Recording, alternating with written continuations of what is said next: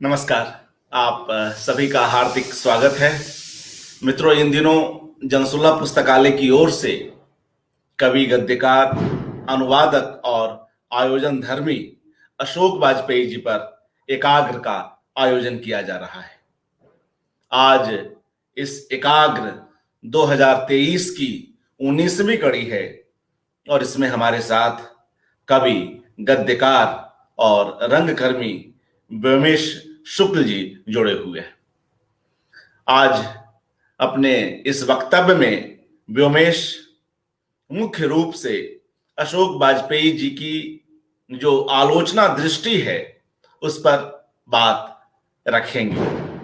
साथ ही आयोजन धार्मिकता के जितने आयाम हो सकते हैं, अशोक जी काफी अरसे से लगातार उन आयामों में सक्रिय हैं, इसको लेकर भी अपने तई व्योमेश शुक्ल जी बात रखेंगे। और इन दोनों ही पक्षों के बीच या इनसे होते हुए जो एक सर्जक अशोक वाजपेयी हैं, कवि अशोक वाजपेयी हैं, उनकी अपनी विचार सरणी किस तरह प्रवाहित होती रही है, इस पर भी कुछ चर्चा होगी। व्योमेश जी अशोक जी के साथ जुड़े कुछ खास प्रसंग भी हमारे साथ साझा करेंगे।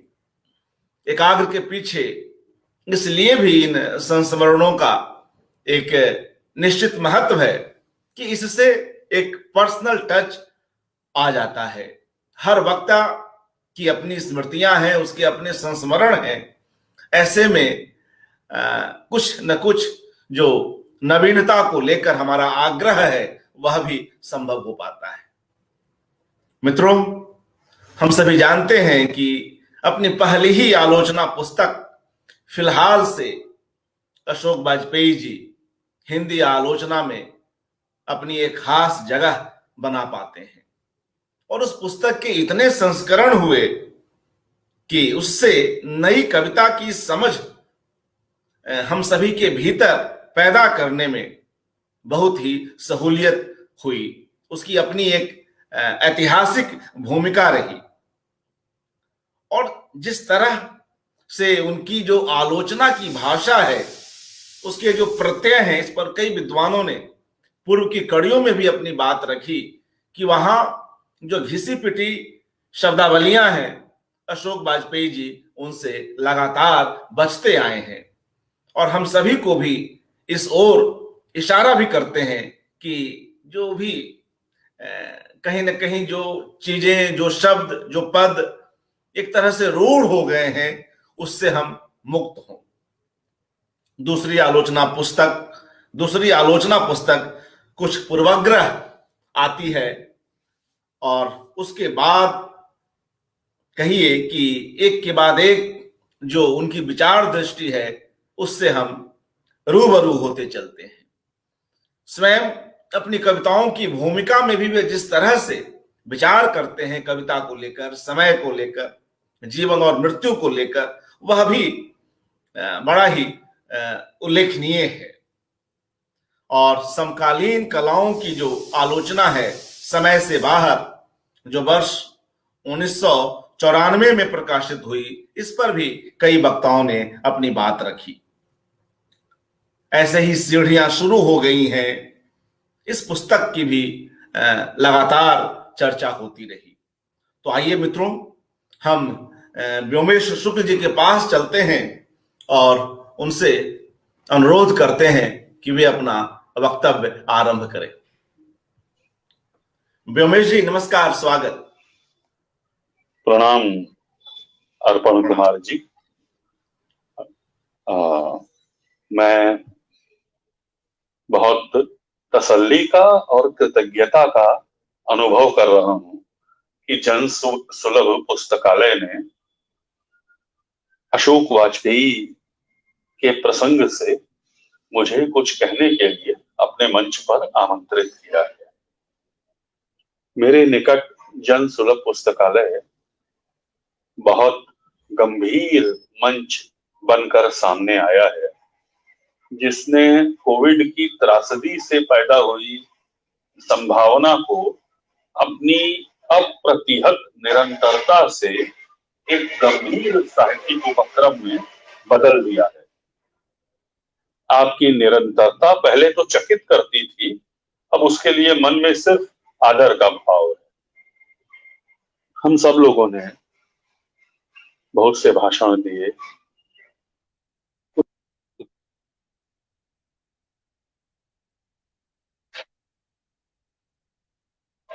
मैं ये कह रहा था कि हम सब लोगों ने कोविड के दिनों में ऑनलाइन व्याख्यान बहुत से दिए, कुछ बहुत लोकप्रिय, कुछ थोड़े से कम लोकप्रिय, लेकिन मुझे नहीं पता था कि आप उस सिलसिले को इतनी दूर तक, इतनी शिद्दत के साथ, इतने साफ विजन में रूपायित करेंगे।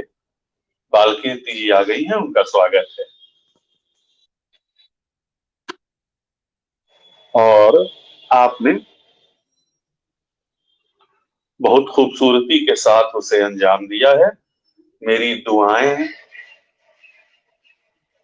मेरी जी, ठोस लौकिकता इस प्रसंग में जिस भी काम आएगी, मैं एक टांग पर खड़ा रहूंगा जन सुलभ पुस्तकालय के हर एक प्रसंग के लिए। हरि अनंत, हरि कथा अनंता। संयोग नहीं कि अशोक जी के यहाँ अनंत बार बार आता है। अशोक जी अनंतता के आग्रही हैं, और अनंतता कोई शब्द या मुहावरा भर नहीं है। उनके कविता संग्रह का नाम ही है एक पतंग अनंत में। तो साहित्य के अनंत आसमान में अशोक वाजपेयी की पतंग अनंत के संधान में मानो उड़ रही है। उनकी पतंग अनंत में उड़ती रहती है। हिंदी साहित्य में अनंत में उड़ाने के लिए लोगों के पास बहुत सारी चीजें हैं। कोई जुमले उड़ा रहा है, कोई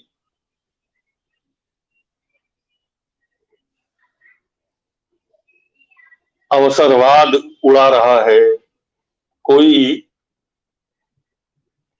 रीपोजिशनिंग और व्यक्तिपरकता उड़ा रहा है। लेकिन अशोक जी के पास क्या है? हमको गौर करना चाहिए कि केंद्रीय उपस्थिति का जो मिथक होता है, हमारे समय की केंद्रीय साहित्यिक उपस्थिति कौन है, ये सही होता है या गलत होता है? मुख्य धारा और मुख्य धारा को चुनौती देने वाली अनेक उपधाराएं, big tradition versus little traditions, ऐसी अनेक अवधारणाएं मेरे मन में अपनी बात कहते हुए अपना काम करती चली जा रही हैं। लेकिन मैं बहुत विनम्रता के साथ, बहुत शिद्दत के साथ, लेकिन एक बात कहना चाहता हूं कि शायद अशोक वाजपेयी आखिरी केंद्रीय उपस्थिति हैं हिंदी की। इसके बाद ईश्वर न करे कि अशोक वाजपेयी के बाद का समय हो। अशोक वाजपेयी के अलावा हिंदी में केंद्रीय उपस्थिति इस समय कोई नहीं है और आगे भी कोई नहीं होगा। बेशक बहुत महत्वपूर्ण उपस्थितियां होंगी, बेशक अच्छा काम हो रहा होगा, कविता लिखने वाले होंगे, आलोचना लिखने वाले होंगे, आयोजन हो रहे होंगे। एक अलग तरह के आयोजनों की धूम मची हुई है हिंदी में इन दिनों। लेकिन केंद्रीय उपस्थिति नाम का रूपक हिंदी में सदा सर्वदा के लिए तिरोहित हो जाएगा। ये बात एक आलोचक व्यक्तित्व के लिए, एक सर्जक व्यक्तित्व के लिए बहुत बड़ी है, बहुत महत्वपूर्ण है। हम सब लोग जानते हैं कि अशोक जी भारतीय प्रशासनिक सेवा के अधिकारी थे और उन्होंने अपने अधिकारों का साहित्य और संस्कृति के उत्थान के लिए व्यापक उपयोग किया है। उनके जो गोल्डन 15 ईयर्स थे मध्य प्रदेश शासन के संस्कृति विभाग में प्रमुख सचिव पद तक आते आते के, वो भारत के सांस्कृतिक इतिहास में अपनी मिसाल आप ही हैं।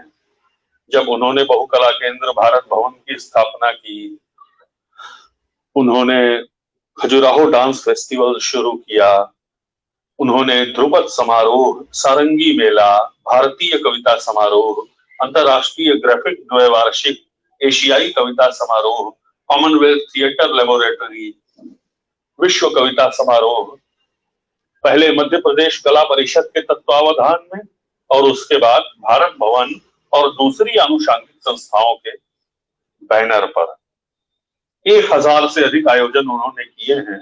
ये बात हमने उनके लेखों में और साक्षात्कारों में पढ़ी है और अपने अनुभव से भी हम जानते हैं।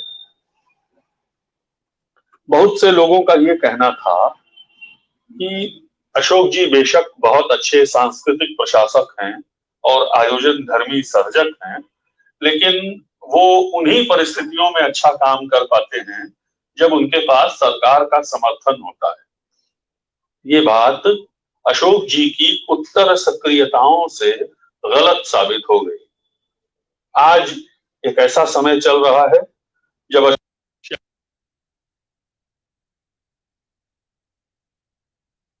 अशोक जी शायद साहित्य और संस्कृति की दुनिया के सबसे बड़े सत्ता विरोधी आइकॉन भी हैं।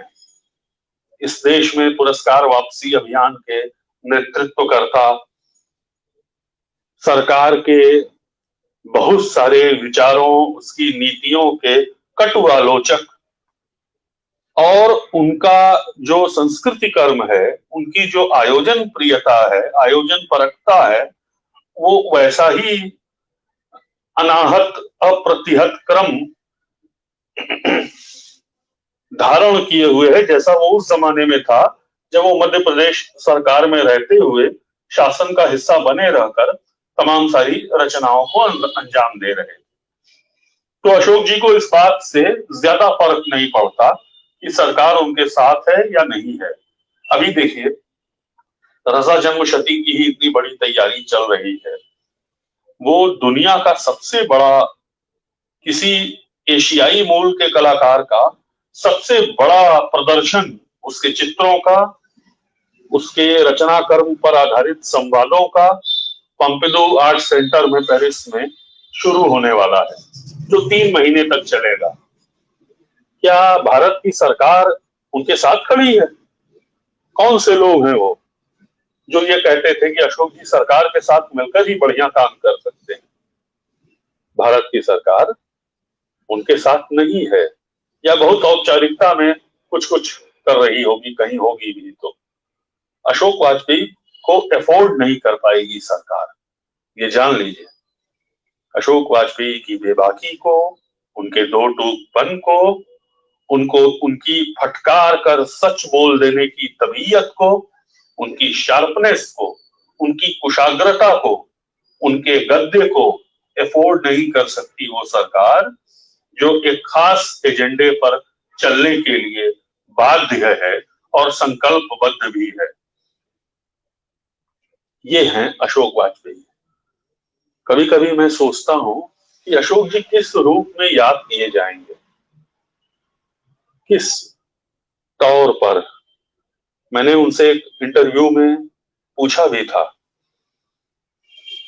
शुक्रिया बालकीर्ति जी, आप लोग मुझे प्रेम करते हैं इसलिए मेरी बात कुछ अनोखी भी जान पड़ती है। मैंने पूछा था कि आप क्या हैं, आप कौन हैं?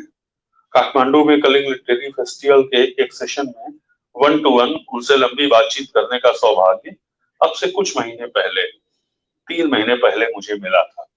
तो मैंने ऐसे ही विनोद में कुछ कवि जनोचित बहक में पूछा उनसे कि आप कौन हैं। तो इसका बहुत खूबसूरत, बहुत जाना पहचाना हुआ, लेकिन उतना ही मार्मिक उत्तर उन्होंने दिया। उन्होंने कहा कि मैं तो कवि हूं, मैं कवि हूं, पाया है प्रकाश।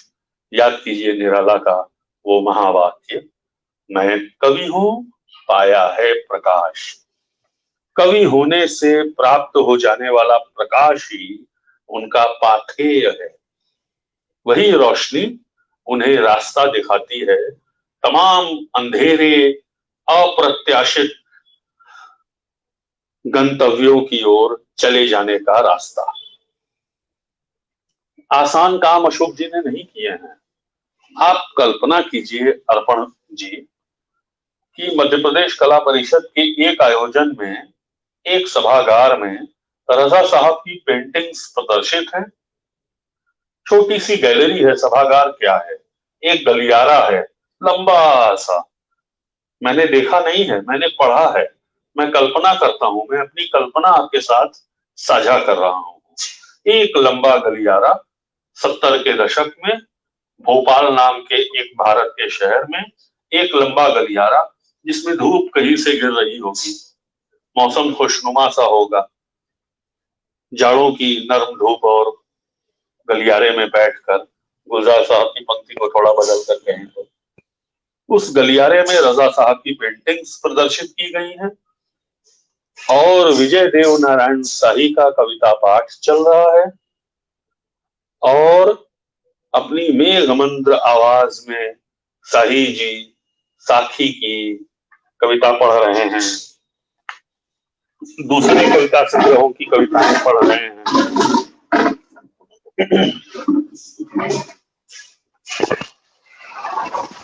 इस फिल्म में हम देखना चाहूंगा।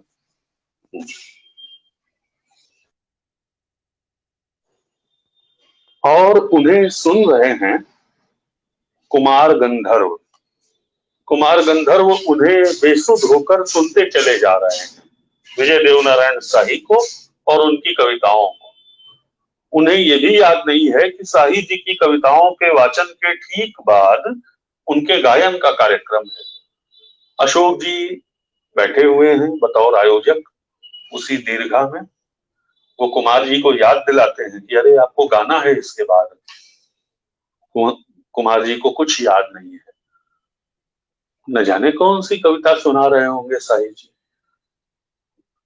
या सदगुरु वाली कविता सुना रहे होंगे, मुझे नहीं पता। लेकिन अशोक जी ने एक प्रति संसार बनाया था, ये मैं जानता हूं। दिए हुए प्रदत्त यथास्थिति परक संसार के सामने कलाओं का, सांस्कृतिक अभिव्यक्तियों का, वैविध्य का, विपुलता का, निरंतरता का, भाषा का, रंगों और रेखाओं का, शरीर का भी एक प्रति संसार। जब जब उन्हें शक्ति मिली, अपनी बहुत खूबसूरत योजनाओं से उन्होंने अपना प्रति संसार गढ़ा। मित्रों, हम लोग जानते हैं कि अशोक जी की सफलताओं पर चर्चा होती है, लेकिन उनकी असफलताओं से लोग वाकिफ नहीं है। अशोक जी असफल भी हुए हैं। आयोजक अशोक वाजपेयी एक सफल व्यक्ति नहीं है, ये जान लीजिए। उनकी निराशाएं और उनकी निष्फलताएं उनकी सफलताओं से बहुत बड़ी हैं और इस देश को इस बात का शोक मनाना चाहिए कि अगर अशोक वाजपेयी अपने सारे अभियानों में भारत भवन की तरह ही सफल हो गए होते तो इस देश का सांस्कृतिक नक्शा कुछ और होता। अशोक जी ने दिल्ली में वैसा ही भारत भवन बनाने की कोशिश की, नहीं बन पाया। अशोक जी ने विश्व कविता समारोह 12 आयोजित करने की कोशिश की, वो समारोह आज तक संभव नहीं हो पा रहा है। अशोक जी की मूल योजना को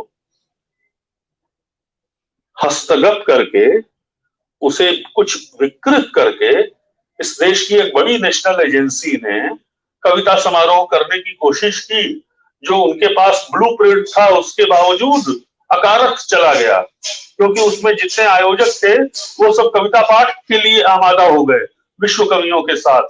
उन्होंने न जाने कैसे कैसे कवि भी बुला रखे थे। खैर, विश्व कविता के ज्ञान के बगैर विश्व कविता का समारोह कैसे आयोजित हो सकता है? और खुद कविता पढ़ने की लालसा के लिए क्या अपना ही आयोजन बाकी बचा हुआ है? आप ऐसा एक भी आयोजन बता नहीं सकते जिसमें अशोक जी ने खुद कविता पढ़ी हो।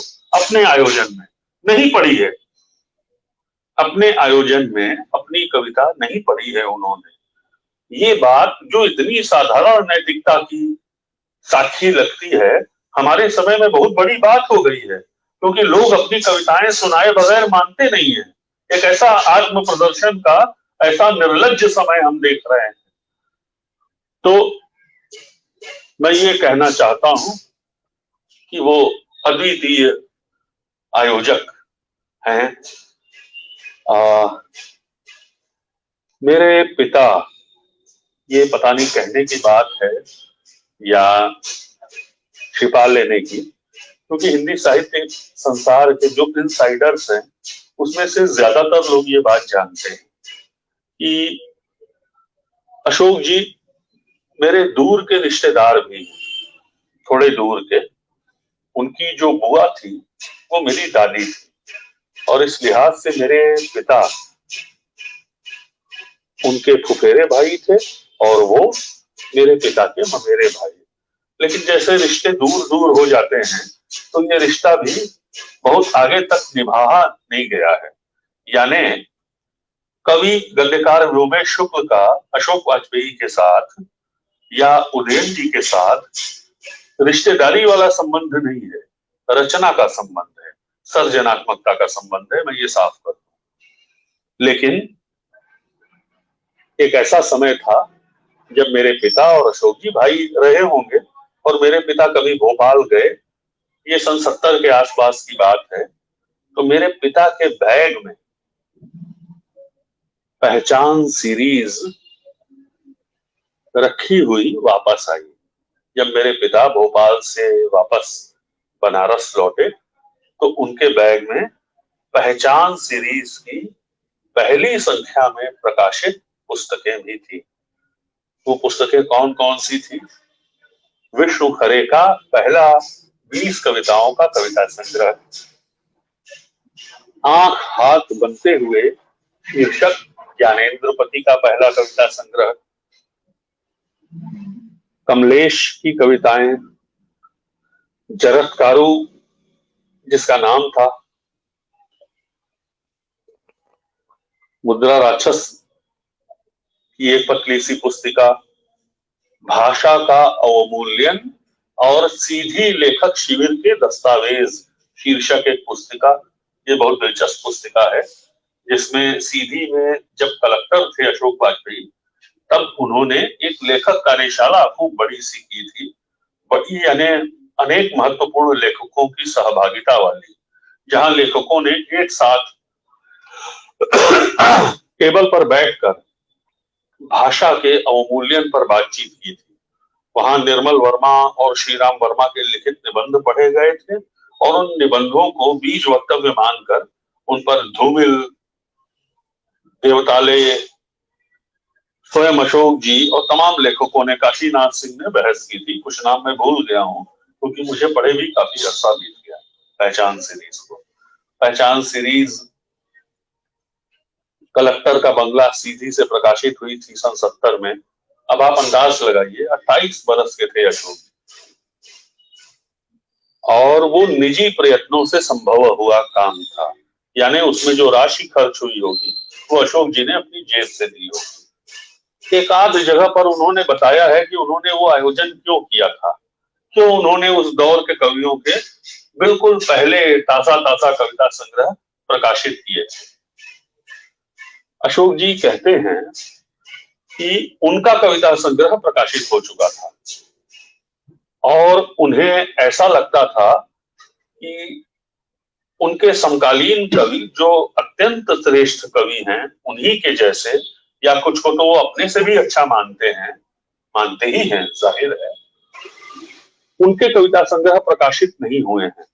ये बात उनको अखरती थी, बुरी लगती थी। इसलिए निजी प्रयत्नों से और निजी प्रेरणा से उन्होंने वो पुस्तिकाएं प्रकाशित करना शुरू किया, जिनका नाम था पहचान सीरीज। वो एक ऐतिहासिक दस्तावेज है आधुनिक हिंदी साहित्य का। तार सप्तकों जैसा महत्वपूर्ण मैं मानता हूं।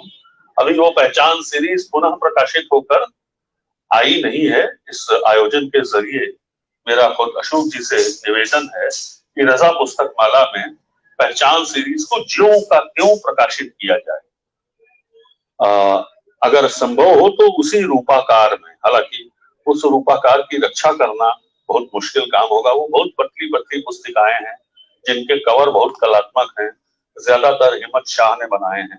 देवेंद्र कुमार बंगाली का कविता संग्रह उसमें है। उसमें रमेश चंद्र शाह का नाटक प्रकाशित हुआ है। उसमें अद्भुत चीजें प्रकाशित हुई हैं। पहचान सीरीज की 3 संख्याएं थी, तो तीनों में कुल मिला जुला के मुझे लगता है 25 पुस्तिकाएं प्रकाशित हुई। 28 बरस का लड़का ऐसा काम क्यों करता है भाई? 28 बरस की उम्र का लड़का तो साहिब किताब होने के लिए तरसता है। कविता संग्रह तैयार कर लेता है तो पुरस्कृत होने के लिए तरसता है, उल्लिखित होने के लिए तरसता है, अमर हो जाने की तैयारी शुरू कर देता है। वो बताया है मुक्तिबोध ने एक साहित्यिक की डायरी में कि नए साहित्यकार का आयुष्य क्रम क्या है। महानों से व्यक्तिगत संपर्क, एरिस्टोक्रेटिक लिविंग, घर में सोफा सेट और अंततः किसी यथास्थिति में गर्क हो जाना। अशोक वाजपेयी ने वो रास्ता क्यों नहीं चुना जो उनकी नौकरी के सर्वथा अनुकूल था? वो क्यों सुविधा के संसार में नहीं गए? क्यों उन्होंने सुविधाओं से अपसरण किया? इसको आप कैसे समझते हैं? और 28 बरस की ही उम्र में जब वो अपने समकालीन कवियों का काम छाप रहे थे, उन्होंने अज्ञेय जैसी साहित्यिक सत्ता को चुनौती दी। बूढ़ा गिद्ध जो पंख फैलाए शीर्षक निबंध लिखकर। बूढ़ा गिद्ध क्यों पंख फैलाए निबंध वो उन्होंने तब लिखा है जब वो 28 बरस के थे। तो एक तरफ सर्जनात्मकता की इतनी ताजा कोशिश, दूसरी ओर प्रतिरोध प्रतिकार का ऐसा निर्भ्रांत अभय। अशोक वाजपेयी से आप अभय सीख सकते हैं। युवा लेखकों को मैं ये सलाह दूंगा, आयोजन करिए या मत करिए, कविताएं भी आप न लिखें तो ज्यादा फर्क नहीं पड़ेगा, लेकिन कायर की तरह हिंदी साहित्य संसार में मत रहिए। और ये बात किससे सीखनी है? ये बात अशोक वाजपेयी से सीखनी है, जो 28 बरस की उम्र में 75 बरस की उतनी लेजेंड, उतनी सर्वस्वीकार्य, उतनी सर्वानुमोदित सत्ता को चुनौती देता है। और कैसे? आलोचना के गद्दे के जरिए। भाषा के बाहर चुनौती नहीं देता, चरित्र हनन नहीं करता, व्यक्तित्व पर ओछी टिप्पणियां नहीं लिखता फेसबुक पर, बट भाषा में, कविता के भीतर, कविता की सीमाओं को, नई कविता के बंधनों को पहचानने की कोशिश करता है। नई कविता के सबसे सार्थक नए साहित्य की पहचान और प्रतिष्ठा के लिए उस युग में जो साहित्यिक संग्राम हुआ था, उसमें रचना के साथ साथ आलोचना भी शामिल थी। तो अशोक वाजपेयी ने आलोचक होने का कर्तव्य कितनी शिद्दत से निभाया है, आप देखिए ना, कितनी शिद्दत के साथ उन्होंने अपनी पसंद भी जाहिर की और उन्होंने अपनी नापसंदगी और अपनी निराशाएं भी जाहिर की। दोस्तों, हिंदी में कई ऐसे आलोचक हैं जो, जिनके बारे में ये कहा जा सकता है, नामवर सिंह ने कहीं लिखा भी है एक आलोचक के बारे में जो अब वयोवृद्ध हैं, कि वो आलोचक तो अच्छे हैं लेकिन वो अच्छी और बुरी कृतियों पर समान भाव से बढ़िया लिखते हैं। तो ऐसा आलोचक हमको नहीं चाहिए, ऐसी विद्वत्ता हमको नहीं चाहिए। हमको सिलेक्शन और रिजेक्शन का विवेक चाहिए और साहस। सिलेक्शन और रिजेक्शन का साहस और विवेक, ये है अशोक वाजपेयी की आलोचना का एक महत्वपूर्ण तत्व। अशोक वाजपेयी ने हिंदी में सर्वानुमति नहीं बनने दी। उनका झगड़ा मार्क्सवाद से था, वामपंथी शिविरबद्धता से था। उन्होंने मार्क्सवाद के आइकॉन्स पर पॉलेमिकल सवाल खड़े किए, उसमें वो सफल हुए, बहुत दूर तक निष्फल भी हुए, लेकिन वो बहुत खूबसूरत और लोमहर्षक अध्याय है हिंदी साहित्य में हुई बहसों का, नामवर सिंह और अशोक वाजपेयी की बहसों को जो मिथकीय हैसियत मिली हुई है हिंदी में, वो अकारण नहीं है मित्रों। वो बहुत विद्वान और बहुत संवाद धर्मी मनुष्यों की आपसी तकरार है, बहुत मूल्यों का संघर्ष है। उसको उसके सार में पहचानना जरूरी है। वो आने वाली पीढ़ियों का पाथेय है। कुछ नोट्स हैं मेरे पास अपने ही एक पुराने व्याख्यान के, उसके कुछ हिस्से मैं आपको सुनाता हूं जो बिल्कुल इस बातचीत में शामिल हो जाएंगे, ऐसा मेरा ख्याल है। इधर हिंदी कविता में सर्वानुमति की गुंडई बहुत बढ़ी हुई है। सर्वानुमति की गुंडागिरी, तमाम शोरगुल और असहमति की सतह के नीचे सर्वानुमति इतनी सतर्क, गोपनीय, अंतःसलिल और उम्र दराज है कि अक्सर उसके शरीफ और वास्तव होने का भ्रम होता है। इसके सर्वानुमति के, यही सर्वानुमति हिंदी की मुख्य धारा है। इस गुंडई में अमरत्व और महानता के रजिस्टर्स खुले हुए हैं और तुम मुझे खून दो, मैं तुम्हें आजादी दूंगा की तर्ज पर एक तरफ पूरे दृश्य को उसकी असह्य यथास्थिति के साथ आशीर्वाद पूर्वक स्वीकार किया जा रहा है और दूसरी ओर बदले में स्वीकार कर लेने वाला और अमर और महान हुआ जा रहा है। आप पता नहीं इस अवधारणा को कैसे समझेंगे, मैं थोड़ा और सरलीकृत कर दूं, थोड़ा और साफ कर दूं। जो बड़े कवि हैं हमारे समय के, वो रिस्क नहीं लेते। खराब को खराब कहने का रिस्क उठाना बिल्कुल क्षीण काम हो गया है हिंदी में। लोग क्या कहते हैं, हमसे क्या मतलब है, हम अच्छा करेंगे, अगर कोई लकीर है तो हम उससे बड़ी लकीर खींच के दिखाएंगे। लेकिन इसकी पॉलिटिक्स समझिएगा मित्रों, जो रिस्क नहीं लेता वो अपने लिए एक तरह की सर्वानुमति इकट्ठी करता है, एक बड़ा इलेक्टोरल कॉलेज बनाता है। ये कैसी बात है जो किसी की निंदा नहीं करता और कुछ लोगों की प्रशंसा करता है। तो जिन लोगों की प्रशंसा नहीं करता वो भी कमबख्त इस उम्मीद में रहते हैं कि कोई दिन ऐसा आएगा कि वो मेरी प्रशंसा कर देंगे, तो वो भी उसको निंदित नहीं करते। तो जब उसकी निंदा नहीं होती तो उसके लिए एक सर्वानुमति बन जाती है उसकी महानता को लेकर के, और वो और महान हुआ जाता है। वो कर क्या रहा है, वो महानता के लिए महान लेखन नहीं कर रहा है, वो महानता के लिए बस बुरा को बुरा कह नहीं रहा है। अशोक वाजपेयी ने यह काम कभी नहीं किया। मैं आगे पढ़ता हूं अपना लेख। ये अजात शत्रुता जो है, ये सर्वानुमति जिसका नाम अजात शत्रुता है, इसका दृश्य में बड़ा दबदबा है। और इस अजात शत्रुता के गुस्ताखी माफ हो दो संस्करण हैं।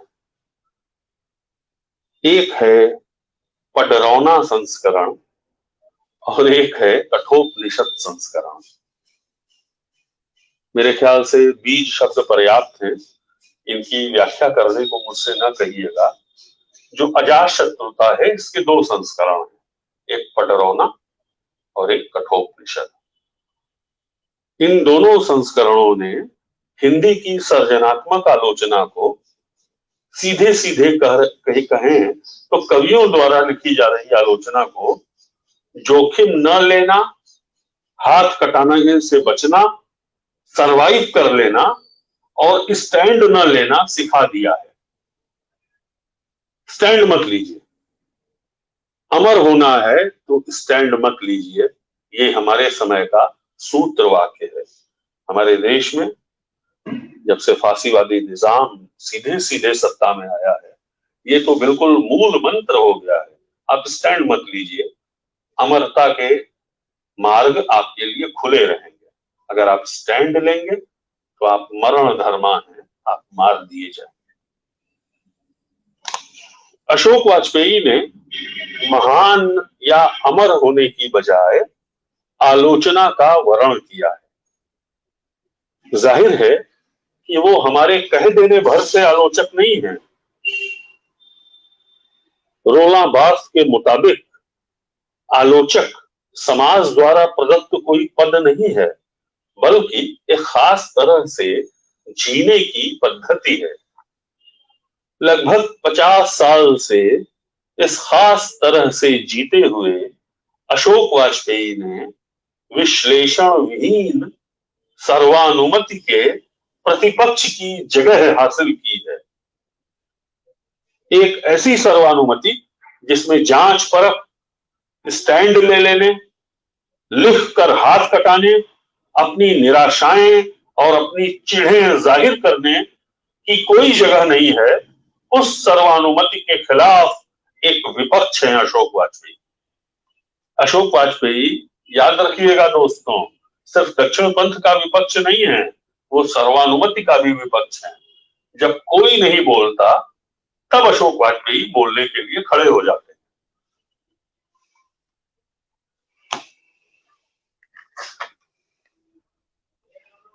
अशोक वाजपेयी की आलोचना में सेल्फ डिफेंस कहीं नहीं है। उन्होंने महज अपनी कवि दृष्टि को, यानी अपने जैसी कविता को बचा लेने की कोशिश नहीं की है। रघुवीर सहाय उनके जैसे कवि नहीं है, और उन्होंने सबसे ज्यादा निबंध रघुवीर सहाय की कविता पे लिखे हैं। शायद 4 निबंध हैं बड़े बड़े। कौन कहेगा अशोक वाजपेयी को तो हिंदी में देह और गेह का कवि बना दिया गया, और रघुवीर सहाय सो कॉल्ड पॉलिटिकल आर्ट के कवि हैं। सो कॉल्ड क्या, बिल्कुल पॉलिटिकल कवि हैं, राजनीतिक अंतर्वस्तु के एक महान विलक्षण कवि हैं वो। तो अशोक जी देखिए कि उनके फेवरेट कवि हैं रघुवीर सहाय, उनके फेवरेट हैं शमशेर बहादुर सिंह, उनके फेवरेट हैं गजानन माधव मुक्तिबोध, उनके फेवरेट हैं श्रीकांत वर्मा। इन चारों प्रिय कवियों में से कोई कवि उनके जैसा नहीं है। कमलेश क्या उनके जैसे कवि हैं? विनोद कुमार शुक्ल बिल्कुल अलग तरह के कवि हैं। यानी सेल्फ डिफेंस का कोई सामान अशोक वाजपेयी की आलोचना के औजारों में स्थायी नहीं है। उनकी आलोचना इतनी वल्नरेबल हमेशा है कि उसमें सेल्फ डिफेंस कहीं नहीं है। वो चाहते तो अपने जैसी कविता की सैद्धांतिकी तैयार करते, जो कि मैं मानता हूं कि उन्हें करना चाहिए था। उन्होंने नहीं किया। उन्होंने रचना को प्रमाण मानकर रचना की आलोचना लिखी, उससे उनका सेल्फ डिफेंस हो या न हो। अरे बार बार शुक्रिया आपका।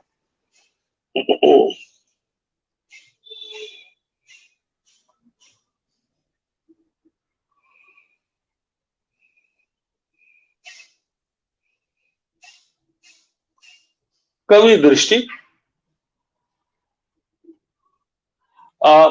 अशोक जी के यहाँ जो बहुस्तरीयता है, जो वैविध्य है, शुक्रिया संजीव सर, जो बहुस्तरीयता और वैविध्य है, उसने उनकी आलोचना को कुछ दिलचस्प अंतर्विरोध सौंपे हैं। जैसे अशोक जी के ही मुहावरे में कहें तो मानवीय तात्कालिकताएं। मिसाल के लिए वो हिंदी की समकालीन कविता के, और उसको और साफ साफ कहा जाए तो समकालीन युवा हिंदी कविता के बहुत कटु निंदक हैं। उस पर कई आरोप लगाते हैं अशोक जी, जिनका समय समय पर हम लोग प्रत्याख्यान भी करते हैं जब जब जरूरी होता है। तो मुझे वो आरोप बहुत बेहतर नहीं लगते, मतलब बहुत यथार्थ और बहुत वैसे नहीं महसूस होते। तो मुझे कहने का जो भी सलीका आता है, मैं अपनी बात अपने ही अंदाज में कहता हूँ। मुझे पता है बहुत से आलोचक कहते हैं, लेकिन अशोक जी तो अशोक जी हैं। वो हिंदी की समकालीन कविता को स्मृतिहीन, अबुद्धिवादी, पैगंबराना और शहीदाना अंदाज की कहकर लगातार उसकी निंदा करते हैं। तो एक अशोक वाजपेयी ये हैं जो अपनी हिंदी कविता की, अपनी आने वाली पीढ़ियों की निंदा करते हैं, लेकिन हिंदी से इतर मंचों पर वो इसी कविता की उपलब्धियों को अविचलित पेश करते हैं। तो एक ही समय में दो भूमिकाएं उनको निभानी होती है। हिंदीतर मंचों पर हिंदी कविता को डिफेंड करना और हिंदी के भीतर, घर के भीतर हिंदी कविता की जो कमियां उन्हें समझ में आती हैं, युवा कविता की जो सीमाएं उन्हें नजर आती हैं, उनको रेखांकित करना और युवा कवियों में कोई मसीहा बनने की कोशिश तज कर अपना इलेक्टोरल कॉलेज बड़ा बनाने की महत्वाकांक्षा से बाहर जाकर उसको ये याद दिलाने की कोशिश करना कि तुम्हारे असल कर्तव्य क्या हैं और तुमको क्या करना चाहिए, क्या तुम नहीं कर पा रहे हो। उन्होंने भाषा खोजी है आलोचना की, ये हम सब लोग जानते हैं और मैं बहुत शिद्दत से इस बात का एहतराम करता हूं कि अशोक जी की भाषा को अगर हिसाब किताब में से हटा दिया जाए तो बहुत सारे लोग बाहर चले जाएंगे, क्योंकि उनकी भाषा से प्रतिकृत होकर, उनकी भाषा से असरअंदाज होकर, उनके क्वाइन किए हुए टर्म्स को इस्तेमाल करके उनके उनके शब्दों को, शुक्रिया स्वाति, उनके शब्दों को अपने प्रयोग में शामिल करके बहुत सारे लोगों ने आलोचना का गद्य, विचार का गद्य तैयार किया है। तो आप अशोक जी को, जो उनके पूर्व पुरुष हैं, उनको हिसाब में से अगर हटा देंगे तो वो बहुत सारे लोग भी अपने आप हट जाएंगे। यानी हिंदी की अशोक वाजपेयीयोत्तर आलोचना जो है वो उनके अवदान के प्रति कृतज्ञ रहेगी हमेशा हमेशा। और अशोक जी ने भाषा भी कैसी खोजी, कितनी आम फहम, कितनी प्रवाहमय, कितनी शार्प, कितनी मेधावी, कितनी कुशाग्र भाषा थी वो जटिल और सूक्ष्म के प्रवक्ता हैं। उन्होंने खुद ही जटिल और सूक्ष्म का बहुत पक्ष लिया है हमेशा, कविता में, कलाओं में, विचार में। वो सूक्ष्मता के आग्रही हैं, उसके पैरोकार हैं। लेकिन उनकी खुद की भाषा आप देखिए कैसी है, जो जरा भी जटिल नहीं है। वो जटिलता के समाधान की भाषा है। जटिल को सुलझा सुलझा ले लेने की फितरत की निर्मिति है। उस भाषा को बरता है अशोक वाजपेयी। उसकी डायरेक्टनेस पर, उसकी प्रत्यक्षता पर बार बार मन जो है वो, मैं क्या कहूं कि क्या हो जाता है। उन्हें पढ़ते हुए उन्हीं का शब्द है मानवीय तात्कालिकता, वो बार बार याद आता है। वो इतनी तात्कालिक हो उठती है वो भाषा, इतना तेज करंट जैसा असर करती है कि आप उस अप्रत्याशित तत्व के लिए तैयार ही नहीं होते उनके गद्य से होकर गुजरते हुए। और एक बार आपको अशोक जी के आलोचनात्मक गद्य की लत लग जाए तो आप बहुत सारे बोरिंग आलोचकों को कभी जीवन में पढ़ ही नहीं पाएंगे। इसलिए युवा लेखकों को, युवा पाठकों को मेरी सलाह है कि वो अशोक जी को तनिक बाद में पढ़ें। पहले जो मनहूस आलोचक हैं उनको पढ़ लें पूरा का पूरा, नहीं तो आप उनके लिए व्यर्थ हो जाएंगे, वो आपके लिए व्यर्थ हो जाएंगे, आप उन्हें पढ़ नहीं पाएंगे। अशोक जी ने करेक्टनेस की परवाह नहीं की है। जो वैचारिक पॉलिटिकल करेक्टनेस है वो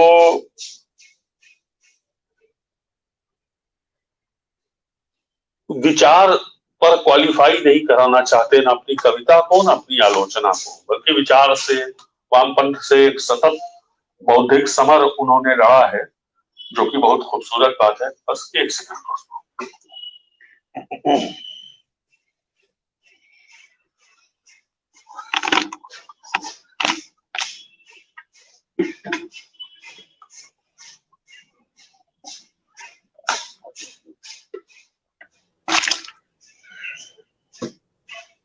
आ गया सर, माफी चाहता हूँ।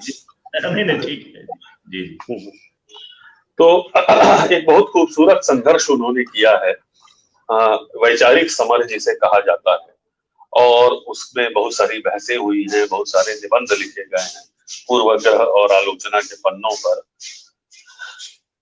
लेकिन मेरी अशोक जी से शिकायत क्या है कि अशोक जी ने हिंदी के वाम का कोई मेजर क्रिटिक तैयार नहीं किया। बड़ी बहस का हासिल क्या है? बड़ी आलोचना। हिंदी के वाम का कोई मेजर क्रिटिक, जो हिंदी के वाम से बहस में मुब्तला आलोचक थे, उन्हीं से अपेक्षा थी कि तैयार करेंगे, जैसे कुंवर नारायण, जैसे रमेश चंद्र शाह, जैसे अशोक वाजपेयी, जैसे मदन सोनी। इन सब लोगों में से भी सबसे ज्यादा अपेक्षाएं आपको अशोक वाजपेयी से होती है, क्योंकि उनका किरदार अपेक्षया बड़ा है, उनकी सार्वजनिकता का दायरा बड़ा है, उनका टारगेट यूजर बड़ा है, उनकी नदी का पार्ट, उसका कैचमेंट एरिया भी शायद कुछ बड़ा हो। विजय देव नारायण शाही जो काम कर रहे थे, वामपंथ का क्रिटिक जिस तरह से तैयार कर रहे थे, मतलब प्रगतिवाद का, वो काम कायदे से अशोक वाजपेयी को उत्तराधिकार के तौर पर मिला था। और इतने लंबे वैचारिक समर के बाद उन्होंने इस विषय पर एक ऐसी पर्टिकुलर पुस्तक नहीं लिखी जिसकी कि हमें उनसे अपेक्षा थी। तो ये एक ऐसी कमी है जो मुझे बतौर लेखक अब जो है खलती है। अशोक जी को ये काम अभी भी कर देना चाहिए, कोई देर नहीं हुई है, वो एक ऐतिहासिक दस्तावेज होगा। और माशाअल्लाह अशोक जी इतना बढ़िया लेखन इस बीच कर रहे हैं। उन्होंने यादगार संस्मरण लिखे हैं अपने समान धर्माओं पर, अपने समकालीनों पर, कवियों, लेखकों, कलाकारों, चित्रकारों पर। वो इतने सक्रिय और इतने शार्प हैं कि ये काम अभी भी किया जाना चाहिए। पता नहीं ये अब इतना प्रासंगिक है कि नहीं इस दौर में, जब वाम के साथ जो अशोक वाजपेयी का वैचारिक समर था, उसकी प्रासंगिकता ही कुछ दूसरे मानी में बदल गई है। इस समय दक्षिण पंथ से जो सीधा संघर्ष अशोक वाजपेयी का चल रहा है बतौर पब्लिक इंटेलेक्चुअल, बतौर जन बुद्धिजीवी, उसके बीच में ये काम कुछ पुराना सा काम जान पड़ेगा, लेकिन करना तो होगा इसको, क्योंकि ये एक ऐतिहासिक दायित्व है जो कि पूरा हो ही जाना चाहिए। दोस्तों, मैं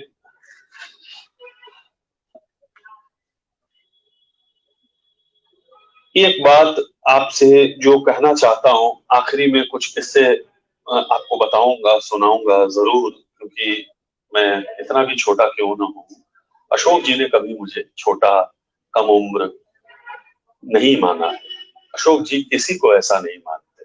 उनके व्यक्तित्व में जो लोकतांत्रिकता है वो एक बहुत बड़ी बात है उनके व्यक्तित्व की। उन मतलब वो लोकतांत्रिकता को मुहावरे की तरह इस्तेमाल करना एक बात है, समाजवाद का मुहावरा, गंगो जमुनी अदब का मुहावरा, धर्मनिरपेक्षता का मुहावरा, लेकिन अपने व्यवहार में, अपनी अभिव्यक्ति में उसे चरितार्थ कर पाना एक बिल्कुल दूसरी बात है। हमने ये देखा है। वाह, बालकीर्ति कह रही हैं कि कथादेश से सीधे रजिस्टर पर नोट किया था। अशोक जी का तो काम ही ऐसा है, क्या कहा जाए। अशोक जी ने असहमतों से अपनी बात बार बार कही है। हिंदी में आमतौर पर लोग सहमतों को ही सहमत करते रहते हैं। वो एक तरह से जो आपसे पहले से ही राजी है उसको कुछ और राजी कर लेने का मामला है। इसलिए हमारा पाठ जल्दी से चौड़ा नहीं होता, हमें ज्यादा लोग नहीं मिल पाते। अगर हम ज्यादा हैं तो बहुत ज्यादा नहीं हो पाते, अगर हम बहुत कम हैं तो बहुत कम से कम और औसत की ओर नहीं बढ़ पाते।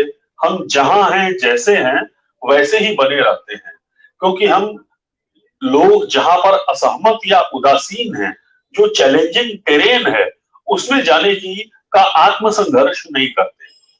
और एजाज अहमद साहब ने एक जगह पर लिखा है कि जब आप असहमतों को किसी भी बिंदु पर सहमत कर लेते हैं, जो आपसे सहमत नहीं है उसको किसी बिंदु पर अपने से सहमत कर लेते हैं, तो उसी पल में, तत्क्षण, वो एक नई ऑडियंस में तब्दील हो जाता है। वो आदमी जो पहले आपसे सहमत नहीं था, लेकिन आपकी बात सुनने के बाद आपके तर्कों से, आपकी वैचारिक तैयारी से, आपकी बात पर की तासीर से आपसे सहमत हो जाता है, वो आदमी उसी पल में बदल कर एक नई ऑडियंस बन जाता है, उसका मेटामॉर्फोसिस हो जाता है और ऐन इसी बिंदु से मूल्यों का और परिवेश का जन्म होता है। तो हमारे यहां असहमतियों को दुश्मनियों में कन्वर्ट कर दिया गया और वर्चुअल संसार जब से वयस्क हुआ है तब से असहमतियां गालियां बन गई हैं, ट्रोलिंग बन गई है।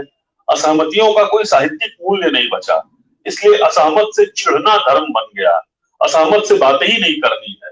अशोक जी ने बतौर आलोचक, बतौर पब्लिक इंटेलेक्चुअल और बतौर आयोजक भी असहमतों को, जिसको वो अन्य कहते हैं, अन्य की अवधारणा जो है, अन्यों को हमेशा अपने हिसाब में रखा, अन्य हिसाब में रहे, असहमत हिसाब में रहे, असहमत को अपनी बात समझाने की कोशिश की, असहमत ने न जाने उनकी बात समझी नहीं समझी, समझी तो कितनी समझी, लेकिन उससे नए मूल्यों का और नए परिवेश का जन्म तो हुआ था। मैंने महसूस किया है, एक नया ऑडियंस तैयार किया अशोक वाजपेयी ने, अपनी कविता के हक में, अपनी आलोचना के हक में, अपनी सांस्कृतिक आयोजना के हक में, अपने टोटल फंक्शंस के हक में और व्यापक भारतीय संस्कृति को उसके सही मकाम तक ले जाने के अपने सबसे बड़े दायित्व के हक में। और ये उनकी ऐसी बड़ी उपलब्धि है जिस पर कि कायदे से विचार नहीं हुआ है। हम लोग तो एक ऐसा संसार हैं जो उपस्थितियों और अनुपस्थितियों दोनों का जो है ढंग से सेलिब्रेशन नहीं कर पाता है। हमारी नैतिक और इंटेलेक्चुअल हैसियत जो है एक बार ही अचानक इतनी गिर जाती है नीचे कि जैसे कुंवर जी की पुण्यतिथि आई, हम नहीं मना पाएंगे। कुंवर जी का जन्म दिवस आया, हम नहीं मना पाएंगे। किसी बड़े कलाकार की जन्मशती आई, हम कमतर किस्म का कोई आयोजन करके उससे छुट्टी पा लेंगे। कोई ऐसी ही कुछ होता है, सब चलता है, सब होता है, जो हो गया सो हो गया। एक तरह का सरकारीकरण हो गया है पूरे साहित्य का। इससे बाहर कौन लेके आता है आपको? रेस्क्यू कौन करता है? अशोक जी करते हैं। आप याद कीजिए, अज्ञे और शमशेर की जन्मशती पर इतने बढ़िया आयोजन अशोक जी ने रजा फाउंडेशन के बैनर से किए और वेल डॉक्यूमेंटेड आयोजन है वो। अशोक जी एक एक पर्चे के पीछे पड़ के 6-6 महीने तक उनकी धमकी भरी चिट्ठियां आती हैं हमारे पास कि आपने पर्चा तैयार किया कि नहीं, पर्चा भेज दीजिए। यही काम है अशोक जी का। वो व्योमेश शुक्ल से, वो गीत चतुर्वेदी से या पंकज सिंह से पर्चा लिखवाएं? नहीं, ये काम नहीं है उनका। वो भी चाहते तो आत्मलीन हो सकते थे, हमारी आपकी तरह, नहीं हुए। उन्होंने एक बार मंच से कहा था कि जिनकी संततियां सक्रिय नहीं है, जिन मूर्धन्यों की, हम उनकी संतानें हैं और हम उन पर आयोजन करेंगे। तो शमशेर अविवाहित थे, कोई संतान नहीं। शमशेर जी को कितना याद किया अशोक जी ने उनके जीवन काल में, सौभाग्य से, और सौभाग्य से उनके रचनात्मक उत्तर जीवन में भी। अज्ञेय को कितना याद किया, अज्ञेय से जीवन भर पंजा लड़ाया है उन्होंने, लेकिन अज्ञेय के महान अवदान को स्वीकार करने में रत्ती भर भी पीछे नहीं हटे हैं। विजय देव नारायण शाही, उन पर कितना खूबसूरत आयोजन उन्होंने किया। मुक्तिबोध की जन्मशती कितनी शान से मना। श्रीकांत वर्मा पर कितना बढ़िया आयोजन, कमलेश जी पर कितना बढ़िया आयोजन। कुछ रचनाकार छूटे हुए हैं जो कि मुझे अच्छा नहीं लगता कि क्यों छूटे हुए हैं। विष्णु खरे पर उन्होंने कोई आयोजन नहीं किया। विष्णु खरे पर कोई किताब भी रजा पुस्तक माला से प्रकाशित नहीं। ऐसे ही मंगलेश डबराल पर एक श्रद्धांजलि सभा को छोड़ के विष्णु खरे पर भी श्रद्धांजलि सभा हुई थी बेशक, लेकिन श्रद्धांजलि सभा इतनी तात्कालिक क्षय होती है कि वो बगैर किसी तैयारी के होती है। उसमें लेखक तैयारियां नहीं करता, नोट्स नहीं लेता। वो शोक का जो तात्कालिक आवेग होता है उसी के भीतर भीतर बीत जाती है। लेकिन अशोक जी, मुझे लगता है कि इन दोनों मूर्धन्यों पर, विष्णु खरे और अशोक वाजपेयी पर, जरूर जरूर बढ़िया आयोजन करेंगे। अन्यथा इसके वो संपूर्ण नहीं हो पाएगा। वो जो गैलेक्सी वो बनाते हैं वो पूरी नहीं हो। यही बातें थी मेरे मन में, यही आपसे कहना था। मैं बहुत छोटा था, बहुत कम लेखक था, बहुत कम लेखक तो खैर अब भी हूँ, और बहुत छोटा भी हूँ, उम्र भले ही बढ़ गई हो। तभी से अशोक जी मुझे पहचानते थे, मुझे हिसाब में रखते थे। रिश्तेदार होने की वजह से स्वप्न में भी नहीं, हिंदी का रिश्तेदार होने की वजह से, हिंदी में एक ताजा उपस्थिति होने की गरज से बनारस आते थे तो लैंडलाइन फोन पर फोन करके वो युवा लेखक होने के नाते मुझे आमंत्रित करते थे। मैं जाता था। एक बार मैंने उन्हें अपनी स्कूटर पर दोपहिया पर बैठा के बनारस की तंग गलियां दिखाई थी। हम लोग तुलसी घाट पर गए थे, तुलसीदास की खड़ाओं देखी थी। वो पीछे बैठे हैं, इस एहसास से ही मैं स्कूटर चलाते हुए इतना कांप कांप जाता था कि उसका क्या वर्णन करूं आपसे। ऐसे ही उन्होंने मुझे भारत भूषण अग्रवाल पुरस्कार दिया मेरी एक कविता पर।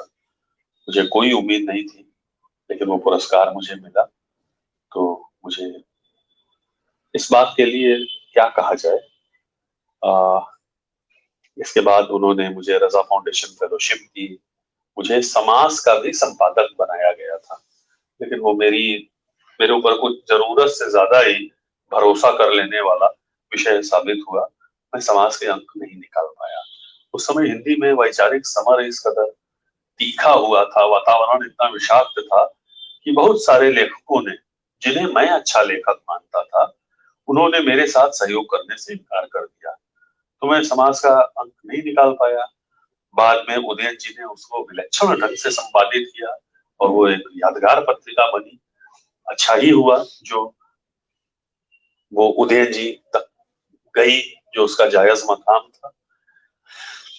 अशोक जी ने बार बार मुझे भाषण देने के लिए, तैयारी करने के लिए और बेहतर करने के लिए उकसाया है।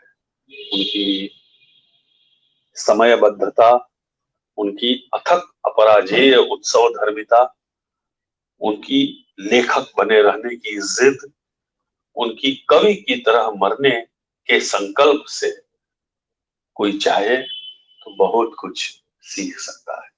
बहुत कुछ माने बहुत कुछ। अशोक जी जिंदाबाद। शुक्रिया अर्पण सर, आपने इतना कुछ कहने सुनने का मौका मुझे दिया। जी, धन्यवाद व्योमेश जी। मित्रों, हम शुक्रिया लोग सर। व्योमेश जी को सुने और बहुत ही मन से इन्होंने और अपनी बात रखी, और जिस भाषाई जो संकल्पना के साथ जो अलग अलग पक्षों को लेकर इन्होंने चर्चा की, निश्चय ही वह एक बेहद उपयोगी चर्चा साबित हुई। और कई ऐसे प्रसंग, बिल्कुल पहले के प्रसंग जो इन्होंने उठाए, सचमुच उनसे गुजरना एक रोचक अनुभव रहा। कई कई मित्रों के लिए उसमें ऐसी नई बातें थी जो वे सुन पाए होंगे, जान पाए होंगे। और हमारे साथ जो मित्रगण जुड़े हुए हैं उनके नाम ले लूं। रवि कुमार जी, खालिद जफर, बाल कीर्ति, उपेंद्र नाथ रैना जी, संतोष चौहान, भावना शर्मा, आलोक मिश्र, प्रभा मिश्र, दिनेश चंद्र भट्ट, कैलाश मसनीय, संजीव बख्शी जी, स्वाति विश्वकर्मा जी, प्रिंस मौर्य और तमाम दूसरे मित्रगण। यहां हम उन्हीं के नाम ले पा रहे हैं जिनकी टिप्पणियां हमें मिल रही हैं। और मित्रों, काफी विस्तार से इन्होंने बतौर आलोचक जो अशोक जी का अपना स्वभाव है उस पर बात की। कैसे वह एक भिन्न स्वर है, कैसे वह कई तरह की जोखिम उठाने वाला स्वर है, इन पर भी कई उदाहरणों के साथ व्योमेश जी ने बात की। इसी अवसर पर मदन सोनी जी की भी चर्चा हुई एक उनकी पुस्तक है व्योमेश जी, मैं उसे इस अवसर पर यहाँ दिखलाना चाहता हूं। वह पुस्तक 2 खंडों में आई थी, उसके बाद थोड़ी सी बात इसकी करेंगे। अशोक वाजपेयी चुनी हुई रचनाएं, संपादक मदन सोनी। 2 खंडों में यह पुस्तक आई और तमाम उनकी रचनाएं इसमें शामिल हैं। तो इसी पुस्तक से मैं एक अंश यहां पर रख रहा हूं कार्यक्रम के इस उत्तरार्ध में, और उसको सुनते हुए फिर हम लोग आज की इस कड़ी को विराम देंगे। उसमें कई ऐसी बातें हैं जो हमें जानने की जरूरत है। आलोचना पर कई विमर्श मूलक आलेख हैं अशोक वाजपेयी जी के जो यहाँ संकलित हैं। उनमें से एक आध की चर्चा हम कर सकते हैं। इस पुस्तक में उन्होंने कई मसलन देखिए, आलोचना की जरूरत, इस नाम से ही एक आलेख लिखा है। आलोचना का देश, आलोचना का पुनर्वास, ये 3 आलेख सीधे सीधे आलोचना पर केंद्रित हैं। और जो दूसरे भी आलेख हैं उनमें भी वे स्वर, वे जो भंगिमाएं हैं, वे तो खैर हैं ही। तो ये छोटा सा अंश मैं यहां पर रखते हुए आज की इस बातचीत को विराम देंगे। आधा मिनट का समय दें, उसको थोड़ा निकाल लूं।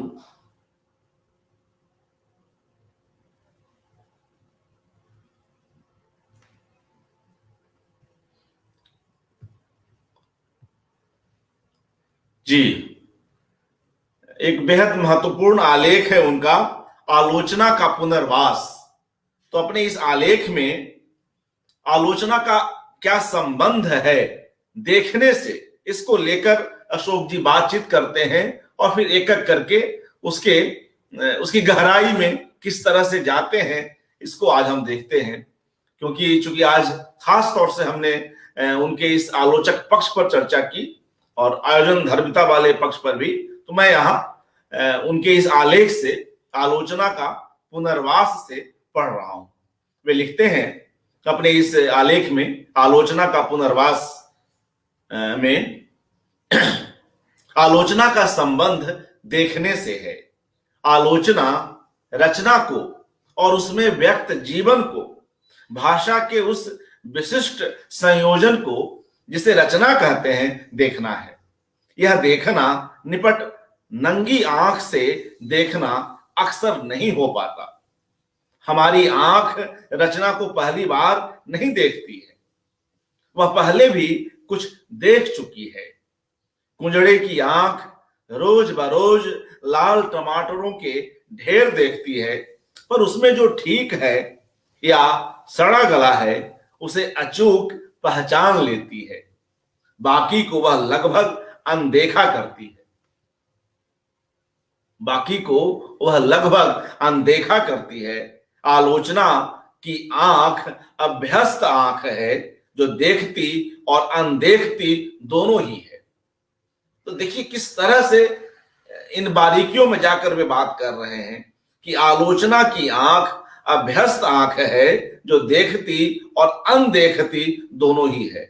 वह अक्सर अपने धुंधलेपन से देखती है, हो सकता है अपने पर लगे चश्मे से भी, पर जो भी हो आलोचना देखना है। वह ठोस को उसके ब्योरों को देखना है। वह जो दृश्य है उसे देखना है।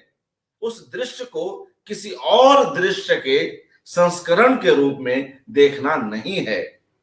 वह दृश्य में हरी घास, उसके कुछ पियराए तिनकों, उनके बीच की चट्टान और उस पर पल भर के लिए बैठ गए नीलकंठ पक्षी, उसके पीछे फैले नारंगी आकाश की पट्टी और उसकी बगल में खड़ी उदास बच्ची को जिसका खेल थमा हुआ है, अलग अलग देखना है। उनके संबंध में देखना है। देखना इस दृश्य को किसी और दृश्य में अनुदित करने से इनकार करना भी है।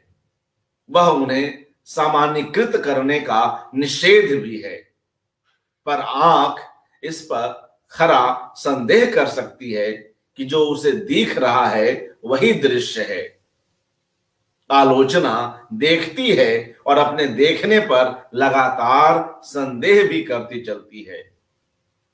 हो सकता है जो नजर में आ रहा है वह कुछ और ही हो, वह दृश्य की वास्तविकता पर नहीं अपनी क्षमता पर संदेह करती है।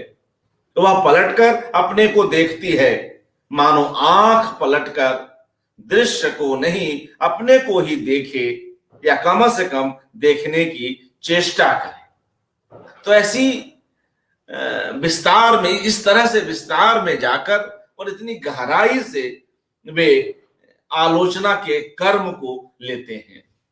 यह भी एक बड़ी खासियत है बतौर आलोचक अशोक वाजपेयी जी की। यह एक लंबा आलेख है, इसमें कई कवियों की पंक्तियां भी वे उद्धृत करते हैं और अपनी बात आगे रखते हैं। तो मुझे लगता है व्योमेश जी जुड़े हुए हैं। बिल्कुल बिल्कुल सर। जी जी, तो हम लोग आज की इस बातचीत को यहीं विराम दें। आपने समय निकाला और इतने विस्तार में जाकर और इतनी सघन अनुभूति के साथ अपनी बात रखी, अशोक जी के इन पक्षों पर चर्चा की। बहुत बहुत शुक्रिया आपका और तमाम मित्रों का जो इस कार्यक्रम को देख रहे हैं। अशोक वाजपेयी जी पर यह एकाग्र जारी है। कल एक नई कड़ी में फिर मिलते हैं। शुभ रात्रि, नमस्कार। प्रणाम सर, प्रणाम सर, प्रणाम।